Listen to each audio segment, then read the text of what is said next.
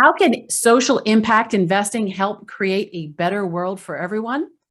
This is the Leaders of Transformation podcast. And on this show, we interview difference makers and world changers who are disrupting for good. Thank you for listening. I'm Nicole Jansen, and our guest today is Sir Ronald Cohen, who is a seasoned venture capitalist turned social impact pioneer. He has founded and chaired G8 task forces and so much more. If I read his whole bio, we'd be here all day. But instead of that, we're going to just dive right in and have a really great conversation with Sir Ronnie. Welcome to Leaders of Transformation. We're glad that you're here today. Thank you, Nicole. Great to be here with you.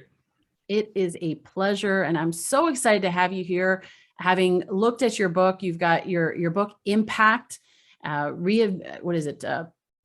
Reshaping Capitalism to Drive Real Change. I wanted to get that right. It really struck a chord, and it's what you're talking about seems so obvious in terms of like the way that we want to look at capitalism as a way to make a greater impact. But unfortunately, the world really hasn't, the business world really hasn't been doing that properly. And so can you tell us a little bit about your journey from going from venture capitalist to getting into, and even going back further? I know your story where you started out being a refugee and then going from there, and just kind of give us a little bit of a backstory which brought you to where you are today.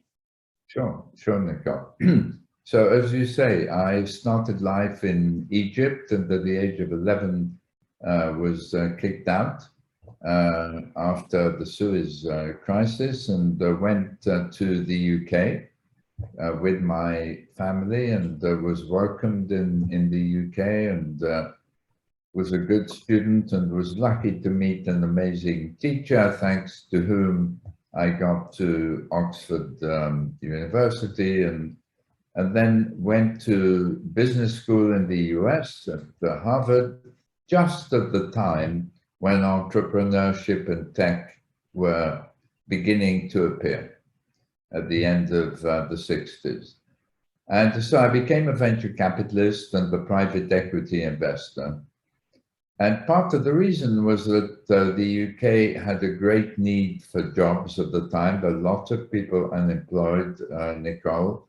And I saw venture capital and private equity as ways of creating jobs. So doing good and doing well at the same time. I knew I'd have to look after my parents. I needed to make some capital. And it was a wonderful journey. But by the end of it, when I got to the age of about 53, I realized that while I was trying to give a chance to people who came from simple backgrounds to make a lot of money and enrich the people working with them and improve their lives and the lives of their families, the gap between rich and poor was just getting bigger and bigger. And so I began to devote my time to how can we use investment to improve people's lives and the environment. And that put me on the path to impact investment. Got it. Well, when I grew up, my parents, I was telling you beforehand, my parents were European, and they started out in business very grassroots. And one thing I learned from them early on was that business was about a mission. It was about creating value in the marketplace. And you started alluding to that, is like you do that and you have the intention of doing good, but it perhaps there are some unintended consequences of that really need to be adjusted. And so talk about, and I know you talk about in your book a lot, maybe talk about how you are reshaping capitalism and teaching that. And I know there's some things that you talk about in terms of bonds, and just kind of, get into what it is that we can really do to make that genuine impact that we want to make. So I think almost all of us realize that the world can't continue to operate in the way it's doing. Right? We see these climate issues leading to droughts and fires and floods and so on. And then we see all of the social issues that come from lack of diversity, the Black Lives Matter, and then in France you have the Gilets jaunes because the most vulnerable feel left behind. You have the same in Chile, in the Lebanon, and so on. The reason for this is that our system, capitalism, which has served us so well for 250 years, creates a lot of negative consequences as a result of companies just seeking profit and not worrying about anything else. And that was fine when the consequences weren't that huge, Nicole, but today they're so huge, even governments can't cope with them. And so what I say in my book is the world's already started to change. Capitalism has already started to change from just making money to making money and doing good at the same time. Making money and improving lives or improving the environment.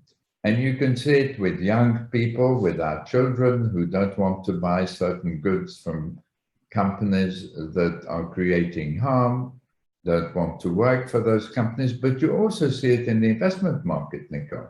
You see $40 trillion of ESG, environmental, social, and governance investment, going to achieve impact as well as profit. And so what my book says is this transition is necessary, and we have to do it in the right way so that we do it in time. And it's based on measuring the impacts of companies like we measure their profits. So when you're talking about measuring the impact, how do you actually do that? Because measuring profits, you've got dollars and cents, but impact, well, that's kind of, it could be very subjective in terms of what that impact is. How do we know that we're making an impact on people's lives? So an effort I chair at Harvard Business School called the Impact Weighted Accounts Initiative, IWA, has done that. So you can go to the site, everybody can access it free of charge. You can see 3,000 companies' environmental impact. Public companies from across the world that have published tons of carbon and so on. And we've taken those tons of carbons and gallons of water, and we've turned them into dollars, like profits. And so you begin to see the world in a different way, Nicole. All of a sudden, you see that out of these 3,000 companies, 450 create more damage in a year than profit. 1,000 create damage of a quarter or more of their profit. Together, they create $4 trillion of damage in a year.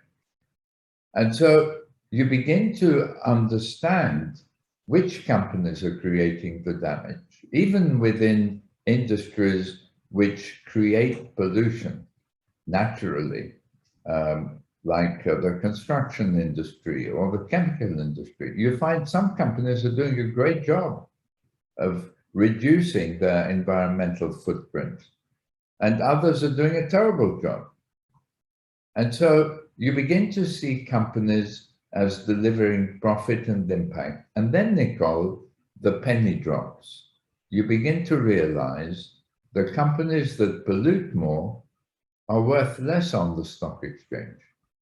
That $40 trillion of ESG money we were talking about has tilted the scales in favor of those who create less damage while making a profit. And if we bring this transparency, then you begin to get competition among companies to do good and to do well at the same time.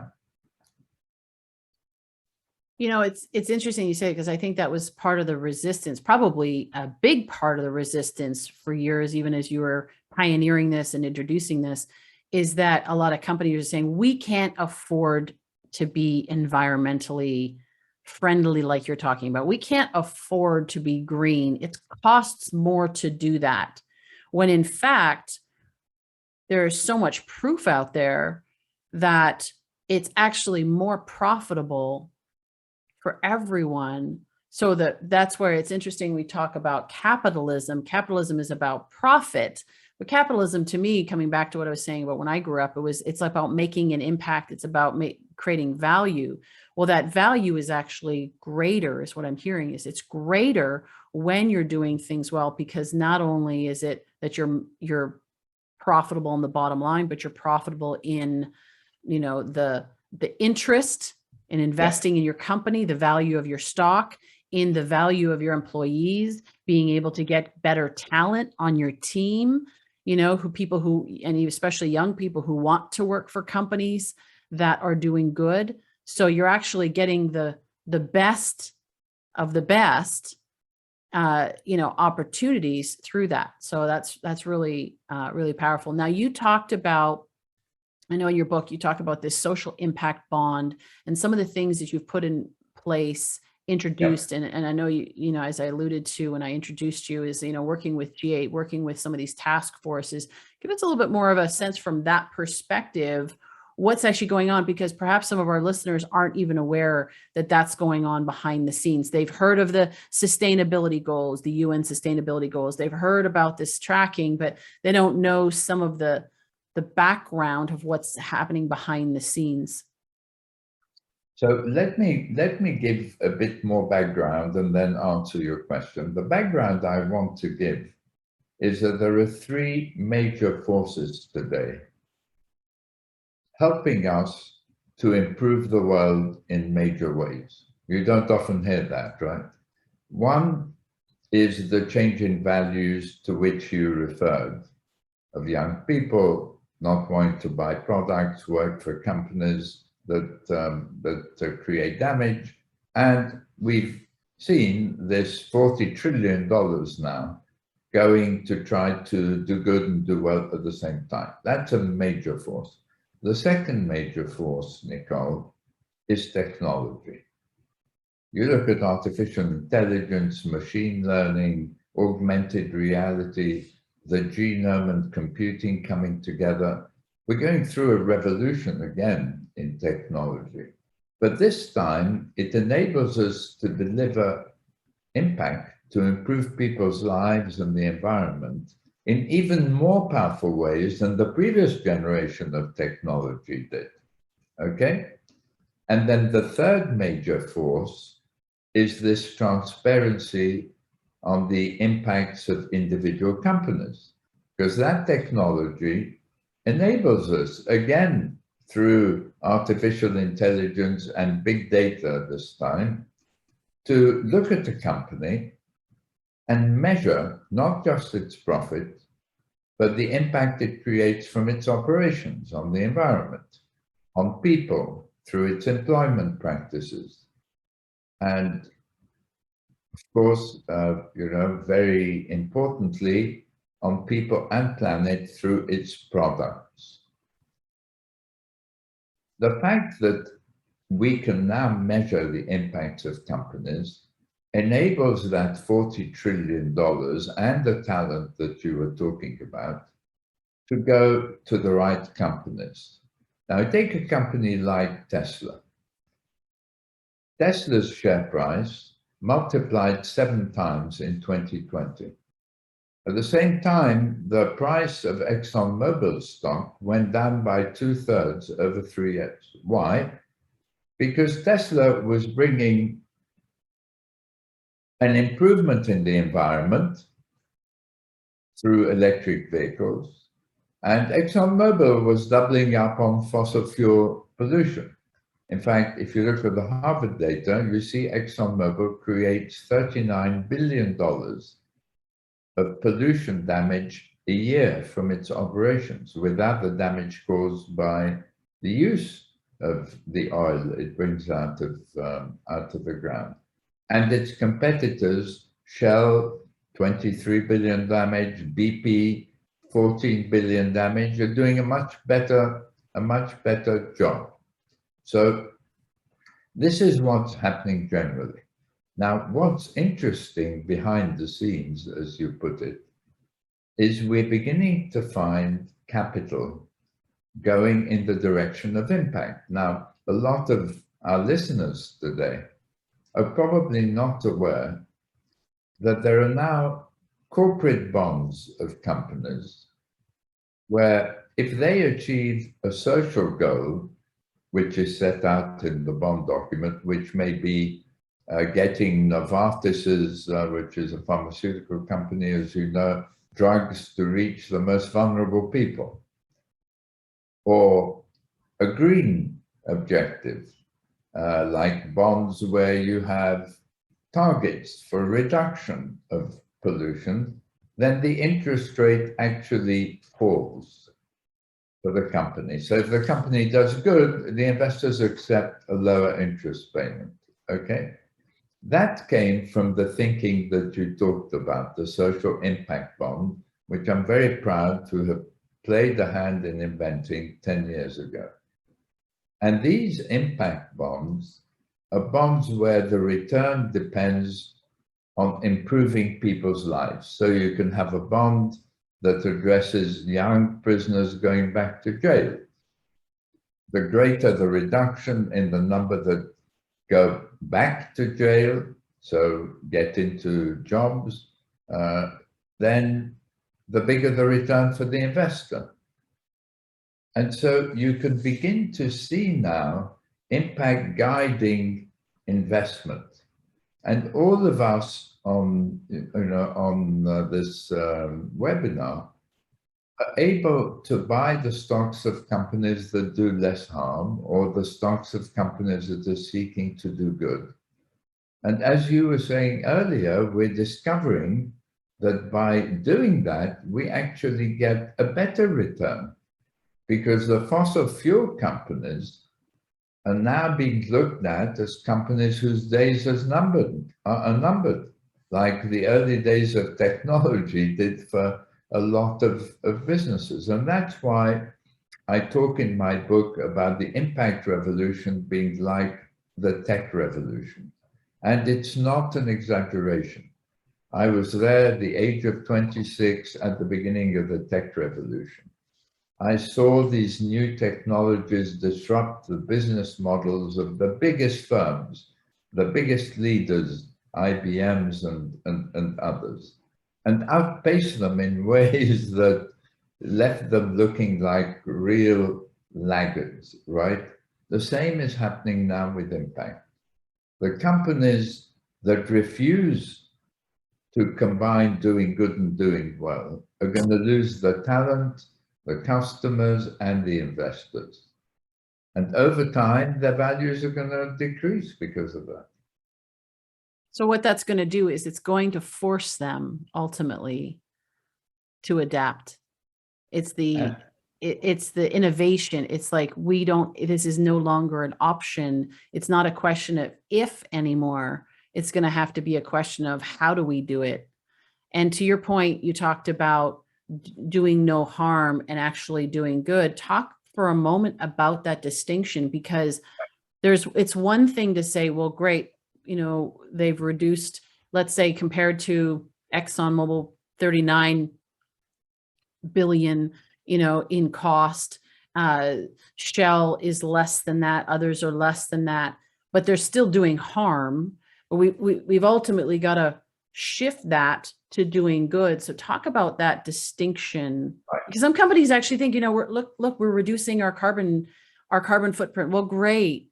What's it doing to actually heal the planet and do good? Because we've got, as you mentioned, like a tax over the last number of decades of what the cost that we actually now need to pay back. Yeah. So those doing harm are trying to, many of them, reduce the harm they do.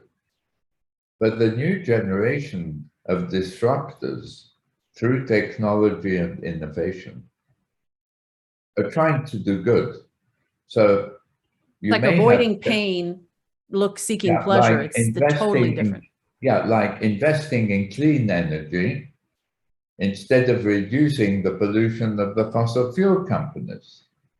Yeah. And so you're getting these young entrepreneurs, I see it coming from everywhere across the world. who are thinking in terms of doing good and doing well and measuring the good they do. And so they invent new sources of clean energy. They say, we have solar energy, we need to be able to store it. Maybe we can store it in water. And you find new technologies beginning to arise where you can store the energy of the sun so you can use it at night or later in the winter months. You're seeing it in education. We're beginning to see, Nicole, now, because digital education is gaining pace, we're beginning to see offerings from new young companies. You can get a university education free, and you can pay us when you've completed it and got into a job. Now, we could never do that before. If you had to go to a bricks and mortar university with individual, tutors and so on and so forth, teaching you, you couldn't afford to do that. But the technology is enabling remote learning now. We're seeing it in remote health. And I just see it as another wave of technology that combines impact with technology. Mm-hmm. Oh, it's awesome. It is actually a really exciting time with all the negative that's happening in the world right now. People can focus on that and the uncertainty and the fear. But then on the other side, this is why I love having these conversations, because there is so much good that's happening in the world. And when we start to balance it, we realize there's actually even perhaps, I don't know the balance exactly, but it might be that there's actually more good happening, more transition, this revolution that's happening. And so when we focus on that, and rather than focusing on kind of like with the do no harm or do less harm, it's the it's the avoidance to the actual going towards something, trying to move away to moving towards. I started life as a venture capitalist, and now I'm investing again in very early stage tech impact businesses. Each of them has a business model where the more impact it delivers, the more money it makes. For example, I have invested in a software company here in Israel, where I'm speaking from today, which manages through software public transport. Now, in the old days, you'd have said, go for it, make as much money as possible, and don't worry about anything else. This company is different. The entrepreneur wants to improve the world. So what's he doing? He is looking at putting the right size vehicle on the shortest route at the time of day when it'll be sufficient because there's less demand, a smaller vehicle, to reduce carbon emissions. He's measuring the commuting time reduction that he can bring around through better scheduling. Commuting is usually more vulnerable populations, so he's saving precious time for people who have harder lives on the whole. He's looking at how long the drivers drive every day. If it's bad scheduling, they may have to drive for too many hours. They have more health issues and all the rest of it. So he measures that. That leads to fewer accidents. So he measures that. And so all of a sudden, you have a business that manages its profit and its impact. And I could give you 10 different examples of companies that are developing business models of that kind. So that brings up a really good point. So I was going to ask you to talk a little bit more about the work that you do now. And so you talk about investing in companies. You're advising them as well? Just tell us a little bit more about beyond the book, that we were talking about. Obviously, I recommend all our listeners go get a copy of your book, Impact. We'll make sure the link is in the notes as well. But what are some of the other things that you do? And if there are maybe some kind of like piggybacking on that, if there are some listeners that are maybe aspiring entrepreneurs and they've got an idea and they're trying to figure out, how do I take my good idea to the market? Maybe they can learn from you. Absolutely. So when I wrote a book about entrepreneurship 14 years ago called The Second Bounce of the Ball, my message was start young, think big, and stick with it. Okay? And I still say that to people. I think young entrepreneurs, by the time they're in, their mid-20s, are ready to do things. I used to say you can't learn to swim by doing exercises on the beach. When people asked me when I was in my mid-20s, why are you doing this? Today, I would say also find an issue you're passionate about contributing to. It could be education, it could be health, it could be more nutritious food, it could be anything. And build the business model with impact at its core, where the more impact you deliver, the more money you make. You could say Tesla, the more electric vehicles Tesla delivers, the less carbon emissions they create, okay?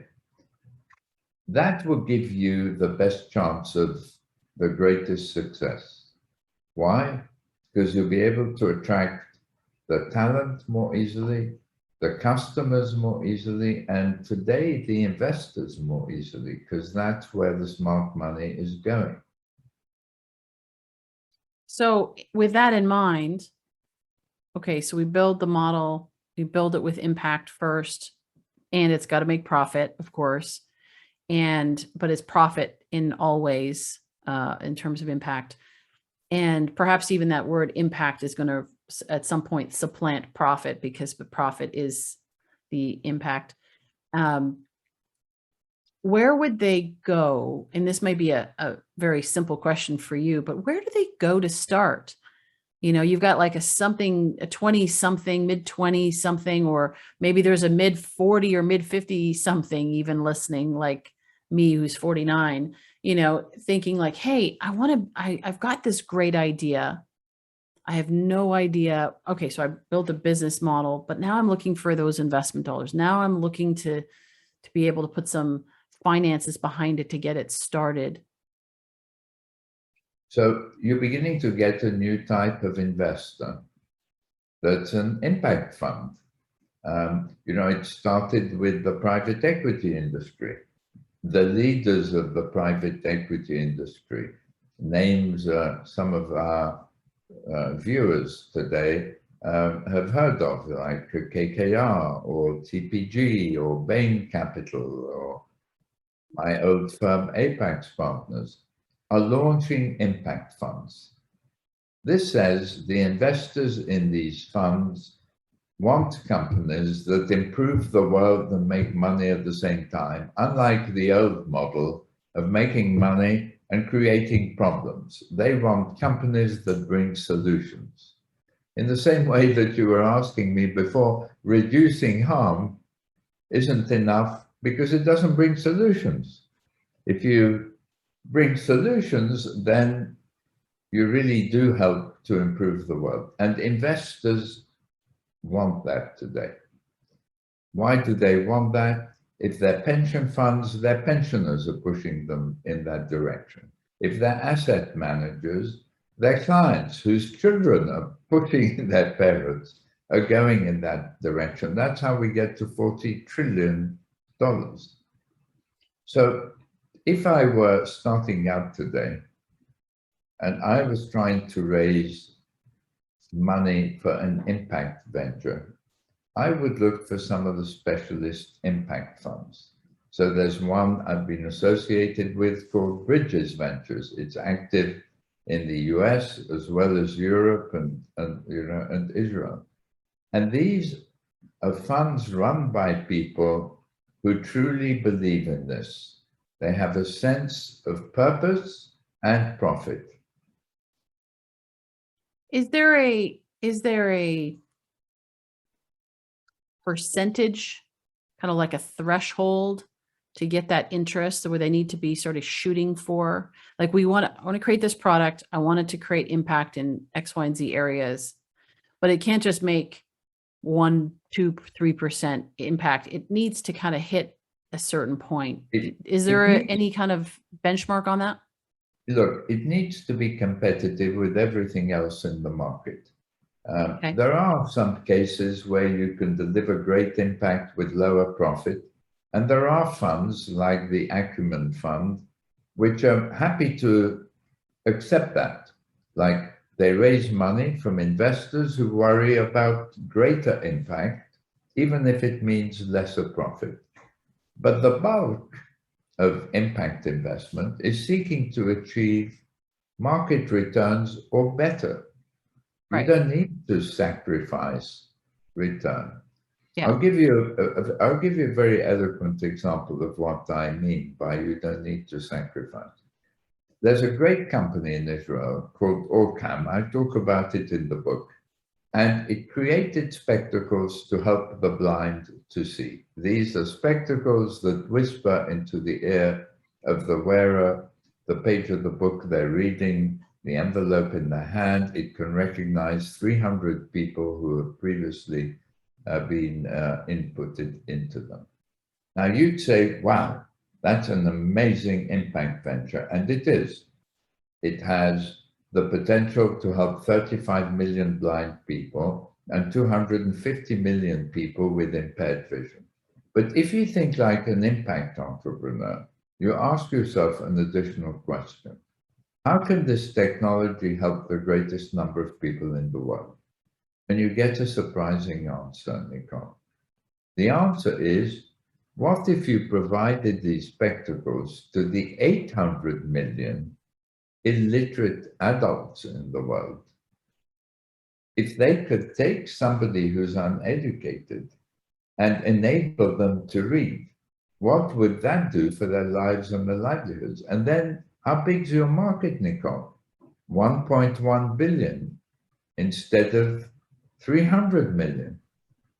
And so you begin to design a business model that says, well, okay, how do I deliver these spectacles to these poorer people who can't afford expensive spectacles? Do I do it through their employers, because the employers will raise them if they can begin to see? And you create business models that enable you not just to become a unicorn that's worth $1 billion, but to become an impact unicorn that also improves the lives of 1 billion people.